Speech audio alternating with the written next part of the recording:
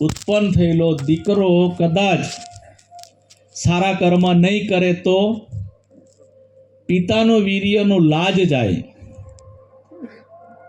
છોકરાને તો કોઈ ઓળખતો નહીં હોય, પણ ફલાણા ભાઈનો છોકરાએ આ ખરાબ કામ કર્યું એવું કહે, ત્યારે એને એમ લાગ્યું કે આજે હું બચી ગયો, કારણ કે મારો કોઈ વારસ નથી કે જેના કારણે મારો કોઈ ખરાબ કરી શકે નહીં. કહેવાનો મતલબ આ જે જ્ઞાન છે, આ જે ભક્તિ છે, અગરબત્તી ફેરવી દેવાની, ચાંદલો કરી લેવાની એટલા પૂરતી સીમિત નથી. આ જ કેતનભાઈને આ સમજાવવાની જે આગવી સટા છે, એમને અમે ઘણી વખત કહીએ કે કેતનભાઈ હાંભે બેઠેલાને જોજો, હાંભે બેઠેલાને જોજો, ધ્યાન કરજો, તમારા પાસે કંઈક અપેક્ષા રાખે છે. કહેવાનો મતલબ એમણે પણ પ્રયત્ન કર્યા છે, પરંતુ અહીંયા અનુભવી સંતો પણ છે.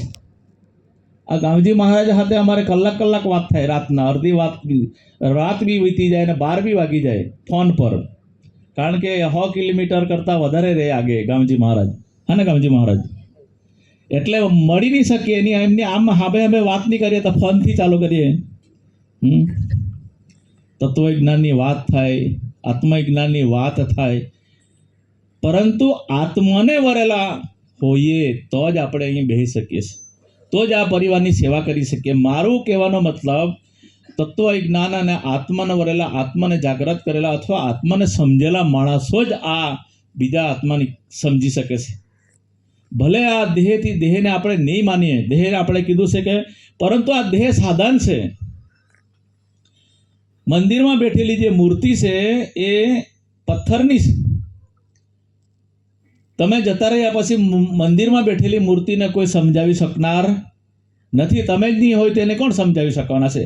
પણ તમે જે આ ઘાટ, તમારો ઘાટ છે, તમારો આ દેહ છે, ત્યાં સુધી મંદિરમાં બેઠેલા, પથ્થરમાં સ્થાપિત થયેલા, એની અંદરમાં પાણ પૂરેલા એવા ક્ષત્રિયવીર ભાથીજી મહારાજને સાક્ષાત તમે કહો છો, હે ક્ષત્રિયવીર ભાથીજી મહારાજ, તમારા આંગણે આ દુઃખ આવેલું છે, તમારા આંગણે આ નાગદંશ આવેલો છે, એને આજે સારો કરી દે, સાજો કરી દે. શું તમે ભાથીજી મહારાજ એવું નથી માનતા? માનો છો કે નહીં? એટલે એટલો જ કિંમતી આ દેહ પણ છે. એટલા માટે જ આપણે ચિંતામણીને આજે જતા રહ્યા આપણા વચ્ચેથી, એટલે આપણને દુઃખ લાગે છે. એની સાથે આત્માથી, જીવથી, લાગણીથી, પ્રેમથી, ભાવથી, ઘણી બધી એંગલથી એની સાથે આપણે જોડાયેલા હતા. અડધી રાતે ફોન કરે, આખા દિવસમાં એમને ઈચ્છા લાગે કે ચાલ જંબુ ગુરુજીને આજે ફોન કરવા દે. એમને જ્યારે જ્યારે સાધુ સંતો યાદ આવે ત્યારે તરત જ ફોન કરતા કે આ રીતનો સત્સંગ થયો, આ રીતે સત્સંગ થવો જોઈતો હતો પણ થયો નહીં, આ રીતની અમને બૌદ્ધિક જ્ઞાન મળવું જોઈતું હતું પણ અમને મળ્યું નથી, અથવા સમાજમાં થોડી ફેર છે.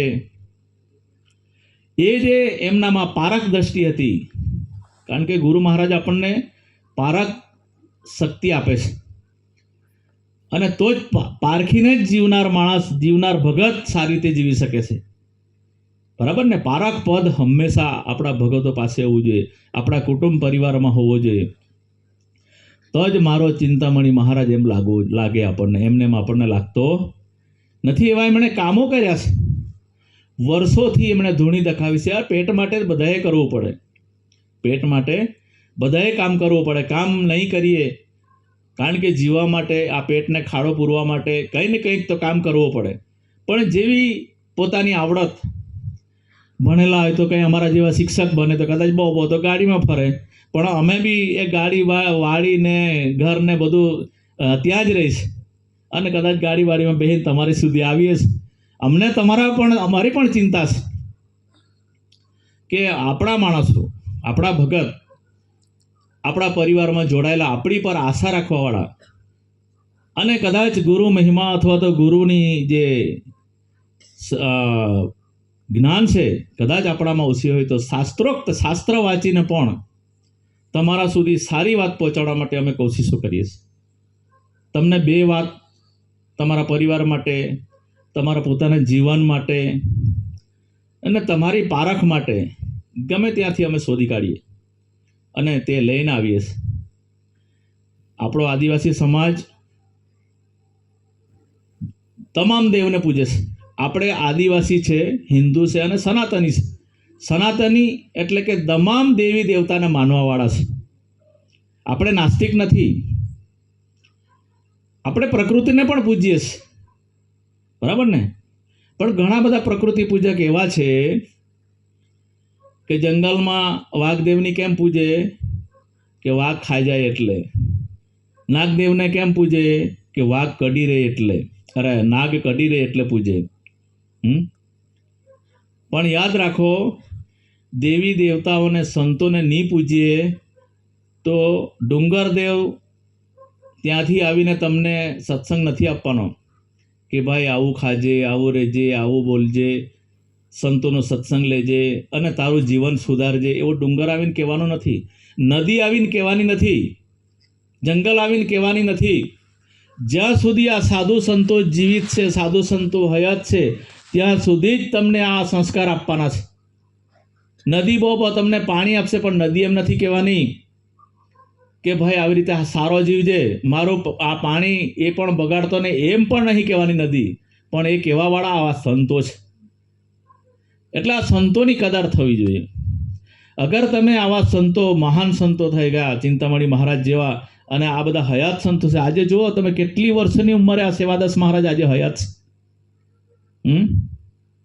થોડાક જુવાન હતા, એટલે કે આજથી 38 વર્ષ, 39 વર્ષથી અમે સેવાદાસ મહારાજ હાથે છે.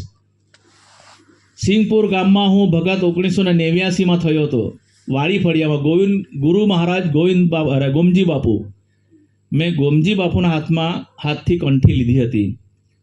તેનું યશ આવા બધા સંતો, સેવાદાસ મહારાજની સિંગપુર ગામની અંદરમાં સત્સંગો અમે સાંભળેલા હતા. સિંગપુર ગામમાં 1988માં મારી નોકરી લાગી હતી અને 1989માં મેં વાડી ફળિયા જઈને કંઠી લીધી હતી. પરંતુ આ સંતોના પ્રતાપથી, સંતોના સત્સંગથી કે મને એમ લાગ્યું કે શિક્ષક તો શું જ, એ પૈસા મળશે, પરંતુ મારે પણ સારું જીવવું છે, મારે પણ સારી રીતે રહેવું છે, મારે પણ સારી રીતે ખાવું છે, અને જે કંઈક આત્મજ્ઞાન છે એ પણ મારે પણ મેળવવું છે. એક વખત તમારા અંતરને બરાબર ખોડીને જોજો, એની સાથે વાત કરજો. અઘરું લાગે ને? જંબુ ગુરુજી એમ કહે કે અંદરની સાથે વાત કરજો, એટલે અંદર કોણ છે એવું લાગે કે નહીં લાગે? પણ તમારા અંદરમાં જે આત્મા છે, બ્રહ્મ સ્વરૂપ છે, એ તમે પોતે છે, એની સાથે વાત પણ કરો તમે. આ જીવાત્મા છે ને, એ જીવાત્માને મને એવા મલિન બનાવી દીધા છે, મને એવા મલિન એવા બનાવી દીધા છે. બધી 10 ઇન્દ્રિયો કામે લગાડીને એ દેહને ગમે તે દિશામાં લઈ જાય છે. એટલે અંદર બેઠેલા આત્મા સાથે તમે અને હું વાત નથી કરી શકતા. અને તમે પોતાની સાથે વાત નથી કરતા, તમે પોતાની સાથે ઓળખાણ નથી કરી શકતા, પોતાના આત્મા પ્રકાશ તમે સમજી નથી શકતા, એટલે તમે બીજાને પણ ઓળખી શકતા નથી. અને અંદરના આત્માને તમે ઓળખી જાઓ તો બીજાનો પણ ઓળખી જાઓ અને ભાથીજી મહારાજને પણ ઓળખી જાઓ. ત્યારે તમને કોઈ દુનિયા જુદી નહીં લાગે, કોઈ દુનિયા જુદી નહીં લાગે, એક જ લાગે. શું લાગે? એક જ લાગે. ત્યારે આપણને એમ લાગે કે આવા સંતો હજુ પણ થોડા વર્ષો સુધી આપણી સાથે હોત તો આપણા સમાજને કેટલાય માણસોને, જે એમ કહેવાય ને કળિયુગમાં જીવે છે, આ ખાઉં તે ખાઉં, આ પીઉં, એ કરી લેવું, તે કરી લેવું, બરાબર ને? કેતન ભારત ઘણું બધું કહે છે. કહેવાના મતલબ એમાંથી ઉગારે છે. એ સંતો કદાચ ભગવાન છે ને, ખૂબ ભગવાન સાથે પ્રેમ રાખવાવાળાને ભગવાન પહેલો બોલાવી લે છે, એવું મને ઘણી વખત લાગે છે. આપણે બધા કેવા ભગવાનને ગાળ દેવાવાળા. તમારામાંથી કેટલા જણા ગાળ દે છે તો હું નથી જાણતો, પણ ભગવાનને ગાળ દેવાવાળા ભગત પણ એવા હોવા જોઈએ. હા, પછી એવા નહીં માય કંગલા.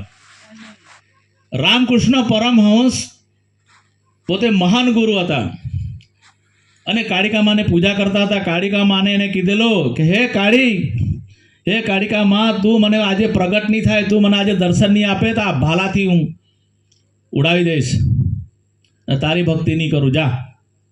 એવા ગુરુ પણ કાળિકા માનો બાપનો છૂટકો નહીં, એને કાળિકા માએ એને દર્શન દીધેલા. કલકત્તાની ગંગા નદીમાં એણે કીધેલું કે હે નદી, આજે પૂર આખું ભરીને જાય છે, પણ આ નદીને પાર મને કરાવી દે, તારું પાણી રોકી દે. રામકૃષ્ણ પરમહંસ જ્યારે નદીમાં પગ મૂક્યો ને, ફટ દે નદીએ માર્ગો કરી આપ્યો પેલી પાર જવા માટે. આ એની તાકાત. આવા સંતોના જીવન ચરિત્ર વાંચો કે જેમાંથી આવા સંતો પેદા થાય. આ કંઈ નાના સાના સંતો નથી. આજે તમે વિચાર કરો કે આ કેટલા વર્ષની ઉંમરે અહીંયા બેઠા છે. ગામજી મહારાજ, સેવાદાસ મહારાજ, રણજીત મહારાજ, એમને આજે વિચાર કરો, વર્ષોથી કંટાળો નથી લાગ્યો હજુ આ લોકોને. અમે એમને મળવા જઈએ ત્યારે કે ગુરુજી હેંડો હાય એ કીરા પડી એ કરા પડી. અમે કહીએ છીએ કે હવે તમે ખૂબ જીવ્યા છો ને તમારા પાસે જડીબુટ્ટી છે તો અમને પણ આપતા જજો એમ અમે કહીએ જ છીએ એમને. સેવાદાસ મહારાજને તો અમે ખૂબ વખત આજીજી જ કરીએ છીએ, બાપુ તમે છો ત્યાં સુધી કંઈક જડીબુટ્ટી આપતા જજો તો કંઈક બાકી શકી અમે આ ભાઈઓ બહેનોને કંઈક આપીએ એમ.